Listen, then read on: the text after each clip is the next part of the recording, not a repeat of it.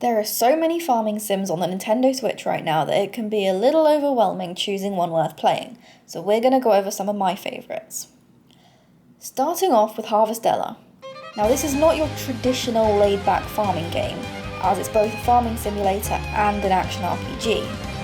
In a vibrant and colourful world, players will tend their crops, befriend the townsfolk, overcome threats, discover the origins of the world and the truth behind the calamity along the way. The story begins when the player wakes up in the middle of Quietus, a calamity that happens each year and it's getting worse. Like most good farming games, you are given an abandoned farm to live on, and the main goal of the story is to figure out what exactly is Quietus and how to stop it. The story is beautiful and touching, with many characters having very intricate stories that really make you pay attention and want to know more, meaning it's a real treat when you complete a side quest and discover something more about a character you've already met, or when you meet someone new in a new town who you find out has connections with characters in the first town. The game has a huge map to explore with multiple towns and many multi-level dungeons to fight your way through, with a big boss at the end of each one. Each day you wake up in your house and can grow and harvest crops to sell for money, or using crafting or cooking, where recipes can have the effect of recovering HP or temporarily increasing stats. There are also some fantasy farm animals to take care of that give rewards too. On top of all the farming goodness, it also acts like a traditional RPG with quests and combat, and you can switch between a variety of different combat classes, or jobs as they're called in game. Overall, Harvestella is an ambitious and exciting game which certainly sets itself apart from the typical farming sim, but it may not be for you if you're wanting a more relaxed, cozy game to play. Next up is Dragon Quest Builders 2. The story is filled with super likeable characters, incredible writing, huge variety of missions to complete. As much as this game has a great farming system, it is still a Dragon Quest game, meaning it's very much like a JRPG with all the recurring Dragon Quest tropes we've seen in the regular Dragon Quest games. I do think that makes it an excellent game for people who usually prefer laid-back, relaxed farming style sims that are looking to jump into RPG games, as the cube-based crafting and building system does still form the base of the gameplay. With a cute anime-style visual, Dragon Quest Builders 2 has a very set story that has elements of Harvest Moon, Animal Crossing and city building RPGs, meaning it's got a little bit of everything in there. You have to create big bases and towns and craft things for the residents to solve all their problems. You also have an online multiplayer function where you can visit other people's islands and invite them to yours, much like Animal Crossing's. However, you actually have to unlock the multiplayer option after quite a few hours of gameplay, and the multiplayer function is quite separate from the main content of the game. Next, we've got Everdream Valley. This game is bright and bubbly, and unlike most farming sims, with Everdream Valley, players take a third-person perspective as opposed to the typical bird's-eye view, which makes a nice change and I found made it much more immersive. Everdream Valley has a huge map and it makes it all the more fun to explore when you feel like you're really going through the long grass in third person. The story is mainly focused around rebuilding your grandparents' farm, and each grandparent will give you tasks to complete, including finding a certain animal, learning to fish or crafting something. Lots of different animals in this game that are divided into 4 groups: farmed, wild, helper and collectible animals. Farmed animals are typically animals such as cows, pigs and chickens, and some of these animals can even be ridden, which is pretty cool. Wild animals can be found roaming the map, and nearly all can be tamed at some point in the game, presenting a fun challenge. Helper animals like cats and dogs offer unique mechanics like tracking by scent and detecting sick animals. And like Animal Crossing's, collectible animals are things like various bugs and frogs. While Everdream Valley can feel a little mundane and directionless at times in my opinion, it's the sort of game that somebody looking for a relaxed, slow-paced, more enjoy the process and less goal-oriented game would enjoy a lot. Story of Seasons now has so many different games and people can be pretty divided on which is the best.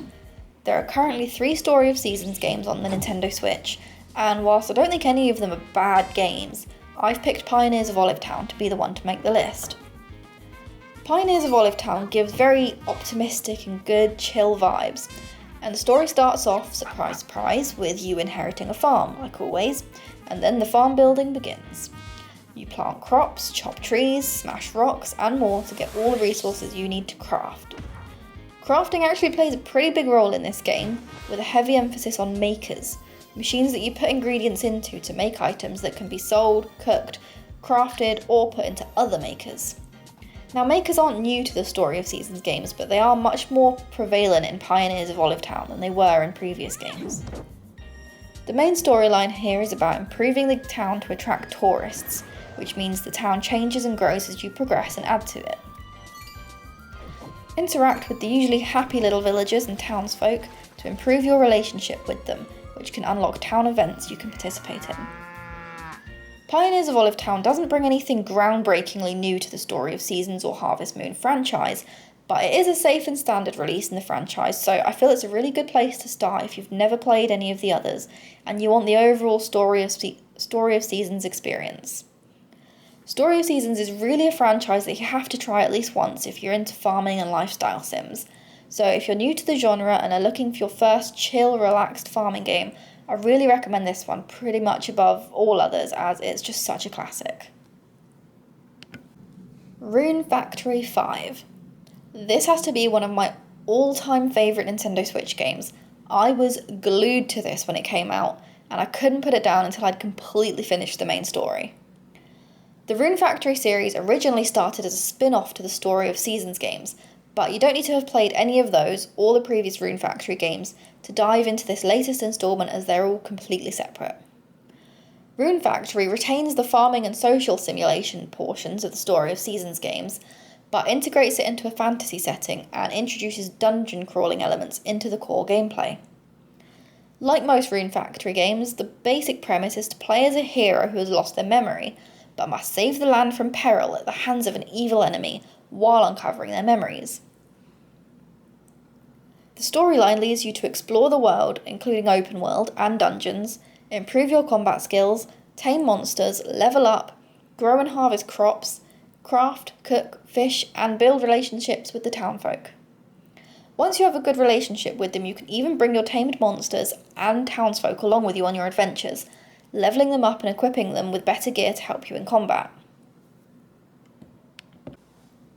I feel there's a pretty good balance of farming and combat in Rune Factory. The main storyline is driven by the combat, sending you into new areas and dungeons to progress the story along, but you also have requests from the townsfolk that you need to complete, which usually involve the more farming-focused aspects of the game, like selling or gifting some sort of vegetable or flower you've grown, leveling up your relationship with someone, or crafting something.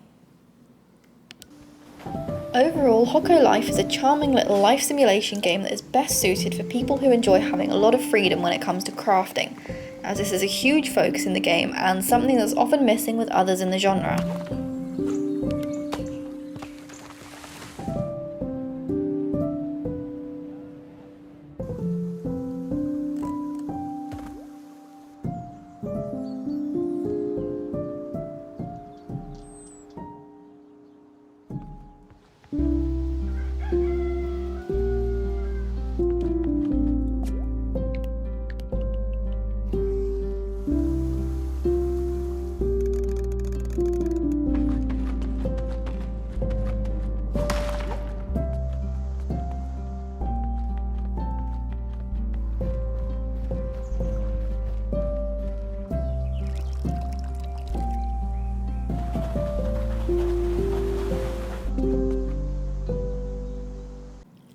Lastly, I'm going to give a special mention here to My Time at Sandrock, as it's not technically a farming sim, it's actually an adventure RPG that has farming elements, as well as all the other things we usually see in farming sims, like building, cooking and raising livestock.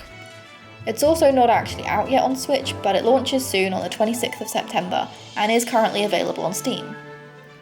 This is a sequel to My Time at Portia, but you do not need to have played My Time at Portia to understand any of the story or mechanics in the game, as it's completely separate. It's set in some sort of post-apocalyptic world where some big calamity 300 years ago destroyed most modern technologies. You travel to the desert community of Sandrock and become a builder. Use your trusty tool set to gather resources and construct machines to turn your rundown workshop into a well-oiled production facility to save the town from the jaws of economic ruin.